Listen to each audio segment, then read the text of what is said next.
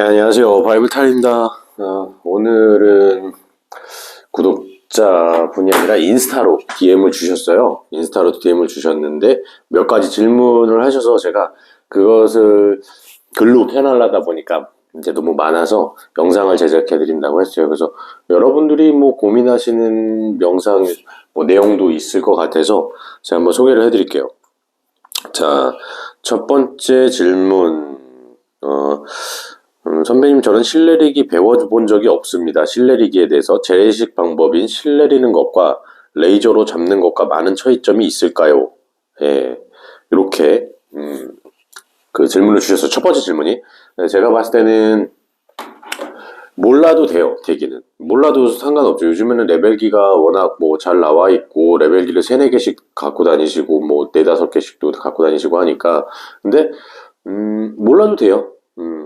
근데 알면 좋다. 예, 왜냐하면 실내리기에 특화되어 있는 분들은, 저도 실내리기를 뭐 이렇게 하지만 실내리기를 특화되어 있는 분들은 저는 실내리기의 의미가 그렇게 봐요. 아마 제 인스타를 보셨을 거예요. 실내리기라는 의미가 레벨기로 하나하나 잡다 보면 벽 전체를 파악하는데, 내가 한 벽을 레이저를 띄우고 이 벽을 붙이고 또 다음으로 넘어간 다음에 여기 거치대를 고정해서 이 벽을 파악하고 하기 때문에 아무래도 벽 전체를 한 번에 파악하기는 조금 힘들어요. 저는 그래서 실내리기의 의미를 벽을 일단 실을 내려서 벽을 본다라고 파악하고 있거든요. 생각하고 있고 그렇게 말씀을 드려요. 실을 전부 우리가 실을 빨리 내리면 한 15분 안에 어떤 전체적인 레이아웃과 벽의 상태, 내가 이 하단을 몇 센치를 뽑고 상단 몇 센치를 뽑고 이 부분이 전체적인 욕실의 전체적인 어떤 복잡한 구조든지 전반적으로 다 파악이 된단 말이에요.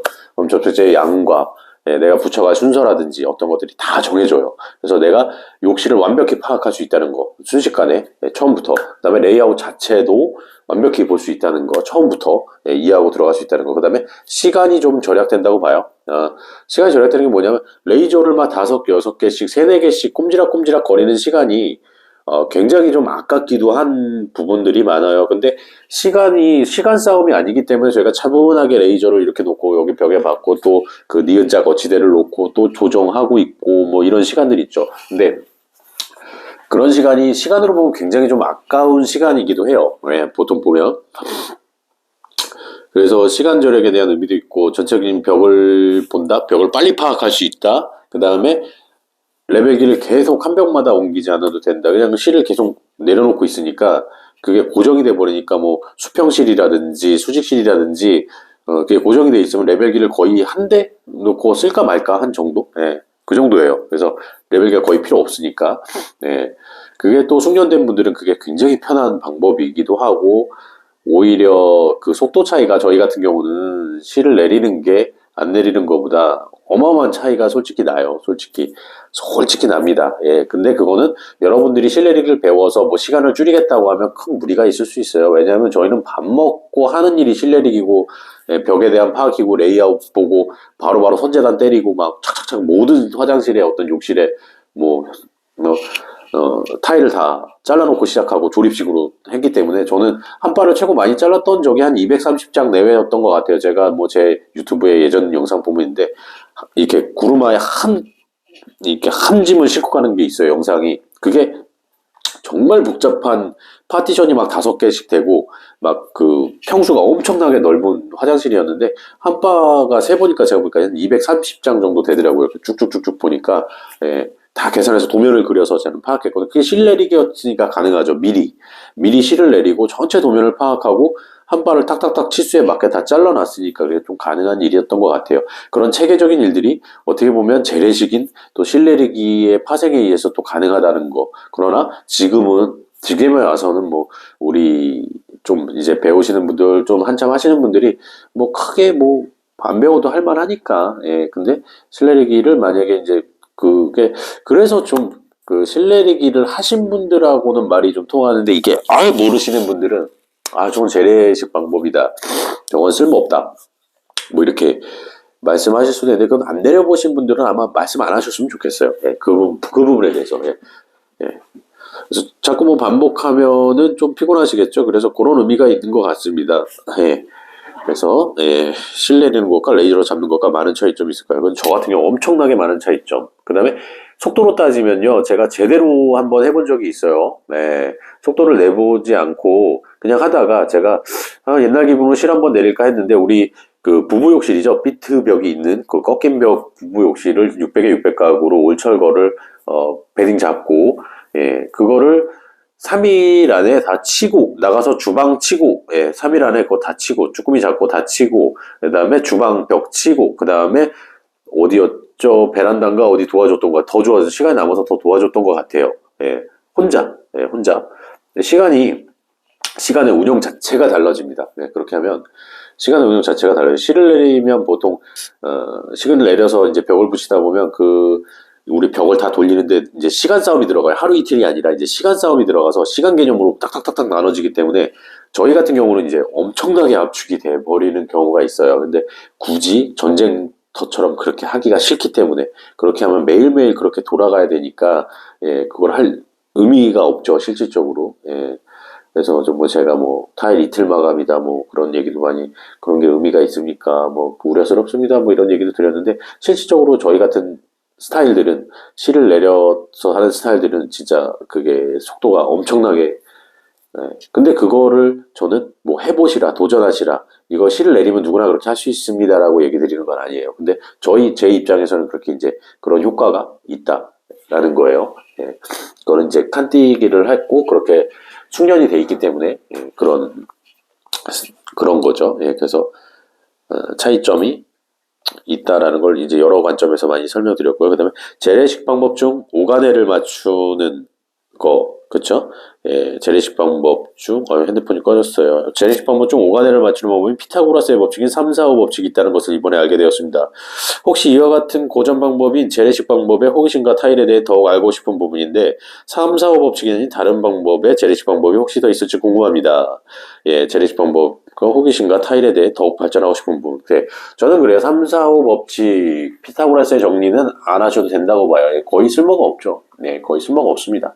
레벨기가 진짜 없을 때 3, 4, 5 가내를 봤죠. 삼각형으로 이렇게 3, 4, 5 이렇게 그 가내라 그러죠. 피타고라스의 법칙을 이용해서 봤는데 그건 진짜 요즘에는 거의 쓸모 없다고 봅니다. 그게 있어서 필요가 없어요. 다각형이고 복잡한 것도 많기 때문에 레벨기를 통해서 레벨기 한 대를 통해서 피타고라스의 정리로 법칙으로 각을 보는 것보다 레벨기 딱 한 대와 그 다음에 실을 내려서 다 사이즈를 그 측정 자로 통해서 딱딱딱 보고 가내를 잡는 게 훨씬 실을 넣었다 뺐다 하면서 바로바로 잡아서 그 오가내를 잡는 게 오가내를 잡는 게 훨씬 더 빠르다고 보고요. 그렇게 피타고라스 정리하면서 그 자로 대각선 잡고 여기 체크하고 3, 4, 5 다 체크하고 그걸 보고 직각도 잡고 이 각에선 또 3, 4, 5 가내를 또 보고 이 각에서 또 보고 그 각을 보기가 현실적으로 불가능하죠. 그래서 그거는 몰라도 된다고 봐요. 그걸 얘기하는 분들은 이제 그런 것도 있다. 이런 것도 있는데 너 알아? 이런 의미고요. 제가 봤을 때는 쓸모없다고 봅니다. 제 개인적으로는. 그냥 그런 것도 있어. 옛날엔 이런 것도 했어. 라고 생각하고요. 다리에 상처가 났어요. 그래서 그런 방법은 굳이 몰라도 된다고 봅니다. 레벨기 하나 제가 말할 때 그 실내리기에서 파생되는 것 같아요. 실내리기를 일단은 배우면 그 레벨기 하나로 그 센터 스팟을 잡고 거기서 떨어지는 사각 이렇게 라인 이 라인과 이 라인 직각 라인을 딱 봐서 스팟을 잡고 그 부분에서 스타트를 하고 실을 내리면 아마 좀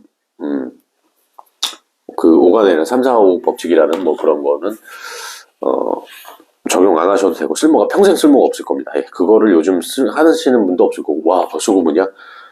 그러고 그거 있어요. 12mm 발과 갈발과 15mm 발갈의 그 요철의 차이가 어떻게 될까요?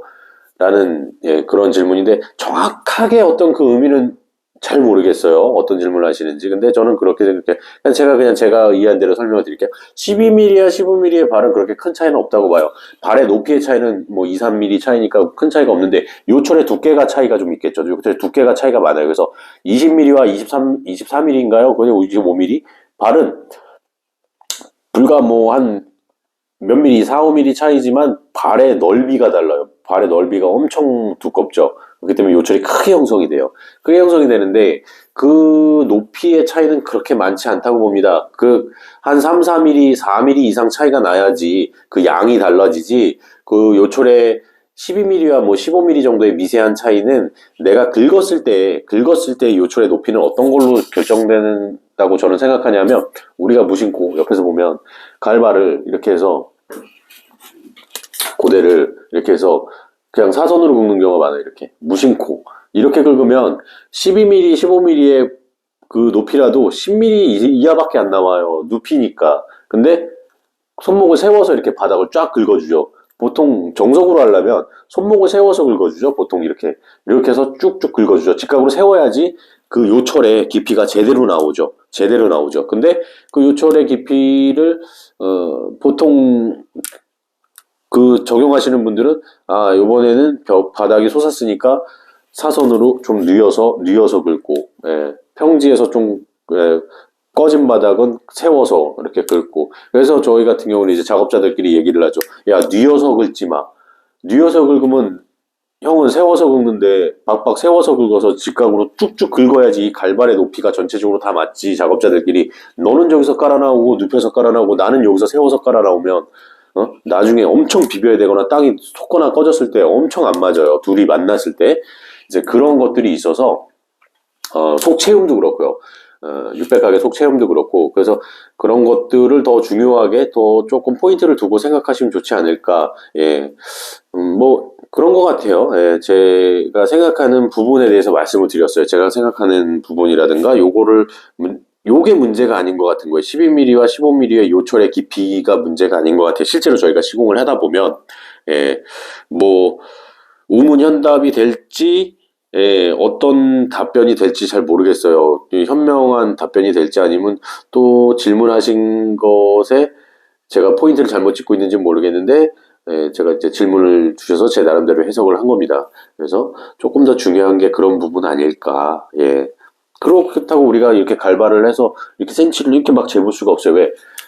손목의 각도도 중요하지만 우리 접착제의 농도도 중요해요. 좀 많이 묽게 했으면 그 요철이 좀 무너질 거예요. 다운이 될 거예요. 쫙 긁고 난 뒤에 좀 다운이 된다고 해. 수분이 많으니까 쓰질 않아. 그러니까 조금 더 다운될 거고요. 된 밥은 쫙 하면 또 서 있겠죠. 그 요철이 많이 서 있겠죠. 그렇기 때문에 요철의 두께보다는 접착제의 농도, 수분의 양, 그 다음에 손목의 각도, 그 다음에 긁는 어떤 자세에 대해서 더 조금 신경을 쓰시면 좋을 것 같고 그 다음에 보통 우리 국내에서 그 요철을 쓸 때 우리 갈발이라 그러죠. 고대를 쓸 때 한 20mm를 기준으로 쓰죠. 근데 저는 조금 더 두꺼운 걸 선호해요. 좀 비비거든요. 그냥 20mm는 눌러놓고 600각을 눌러놓고 거의 그냥 툭 눌러놓고 몇 번 툭툭 때리고 하면은 그냥 바닥에 굉장히 밀착돼요. 그래서 저는 조금 더 두꺼운 20 몇 mm예요? 23mm, 4mm예요? 그냥 그걸로 해서 살짝 더 흔들어서 비비는 걸 좋아합니다. 왜냐하면 타일을 붙여놓고 들었을 때 일자 줄이 가면 안 된다고 생각하거든요. 내가 들어봤을 때 그 요철의 그 자국이 그대로 일자 자국 아시죠? 일자 자국이 그대로 접착제가 남아있어. 그러면은 그 줄을 압축해봐요. 그럼 50% 찼을까요? 줄을 압축해봐. 한 번으로 몰아봐요. 그 빈 공간이 있잖아. 요철은 이렇게 됐고 쭉 했는데 요 빈 공간이 다 있어. 얘를 압축해서 한 그릇으로 몰아봐. 그럼 600각에 몇 프로가 압착될까요? 그렇죠? 그런 생각도 좀 해보셨으면 좋겠어요. 예. 그래서 저는 조금 더 요철이 굵은 걸 사용하면서 좌우로 흔들고 좀 더 눌러요. 좌우로 흔들면서 눌러버려요. 그러면은 들었을 때 얘가 더 퍼져요. 얘가 요철이 이렇게 있던 게 더 뭉그러져서 더 퍼집니다. 예. 더 많이. 접착제가 훨씬 더 많이 묻죠. 포도가. 저는 오히려 그런 부분에 조금 집중을 하셨으면 좋겠어요. 예. 그래서 요철의 깊이는 저는 조금 크게 의미는 없다. 그렇게 1, 2mm 차이의 의미는 없다라고 느껴지고 크게 보면 한 3, 4mm, 5mm 이상 차이가 나야지 이제 크게 드라마틱하게 내가 비비는 행위를 하려고 큰 걸 쓰느냐 아니면 뭐 20mm 발로 그냥 시공하느냐에 어떤 큰 의미가 있을 것 같아요. 이제 그렇고 그 다음에 제가 쓰는 거치대, 이 졸리컵 거치대가 있어요. 그거는 신용공구에서 팝니다. 기성품으로 팔고 75,000원인가 8만원인가 합니다. 근데 굉장히 무거워요. 철제라서. 1200에 600도 거치가 가능해요. 세로로. 그래서 이 무겁기 때문에 이렇게 기울어지진 않아요. 웬만해서는. 그래서 조금 무게가 있는 반면에 거치대를 사용해도 괜찮을 것 같아요. 그러고 디월트인가요? 그 다목적 그 접히는 그 우마라 그러죠. 그 접히는 그게 있죠. 14만 원인가 15만 원짜리. 그것도 굉장히 유용하다고 봐요. 이렇게 우마가 반은 탁 접혀서 45도로 접혀서 여기다가 타일을 기대놓고 이렇게 할 수 있어서 서서 이렇게 졸리를 딸 수 있어서 그것도 600각을 하는 데는 굉장히 유용한 것 같아요. 제가 봤을 때. 근데 그건 부피가 좀 크죠. 네. 그래서 신용공구 가시면 구매가 가능하고요. 그래서 답변이 좀 되셨을지 모르겠어요. 실내리기에 대해서. 근데 저는 실내리기를 배울 기회가 있으면은 배우셔도 된다고 보는데 그걸 또 누구한테 배우느냐, 그 의미를 누구한테 또 듣느냐에 따라서 수업의 효과가 좀 달라진다고 봐요. 예. 그래서 제가 유튜브에서 많이 소개를 했던 실내리기의 의미와 그거에 대한 효과에 대해서 그 장점에 대해서 많이 소개를 해드렸는데 요즘에는 그런 말씀을 들으시면 한간에는 이제 실을 내릴 줄 모르시는 분들이 아유 레이저로 다 되는데 무슨 그렇게 하고 있냐고 막 좀 그렇게 말씀하시는 분들도 계세요. 근데 기술자는 안 해보고는 말하는 게 아니에요. 예. 할 줄 모르는데 왜 얘기해요? 창피한 거지. 할 줄 모르면 얘기하지 말아요. 제가 영상 말매는 항상 얘기하죠. 기술자는 할 줄 모르는데 내가 왜 할 줄 모르는데 왜 얘기를 해? 모르는데 왜 떠드는 거예요? 그 모르는데 왜 얘기를 해? 아는 척? 예, 다 알고 있는 척? 예.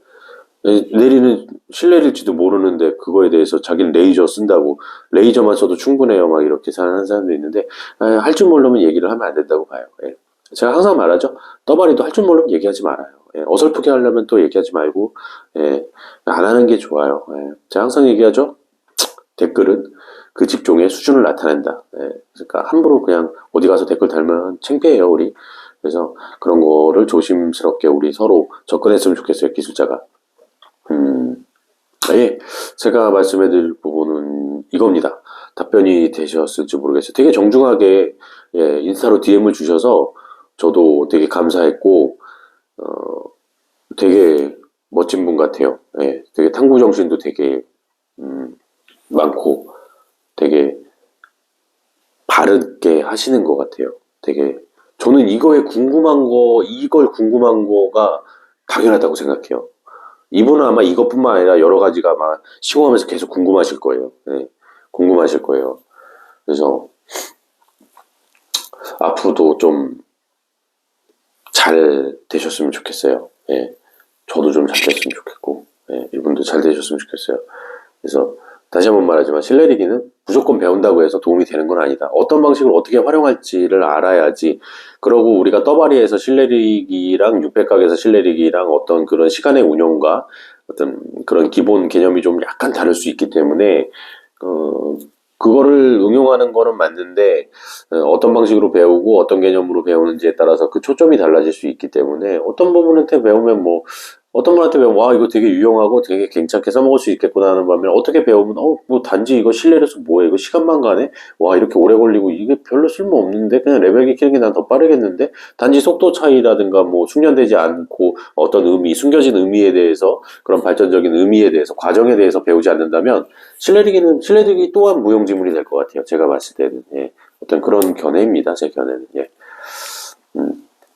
그 기술을 전수받을 때가 많지가 않기 때문에 우리가 그걸 배우고 싶다고 해서 아무한테나 뭐 배울 수도 없고 아무한테나 배운다고 하더라도 그걸 써먹을 수 있는 뭐 그런 깊이가 없는 기술이 될 수 있기 때문에 그렇다고 좀 생각을 해요. 다음에 또 질문사항이 있으면 또 연락을 주시면 제가 또 영상으로 제작해 볼게요. 감사합니다.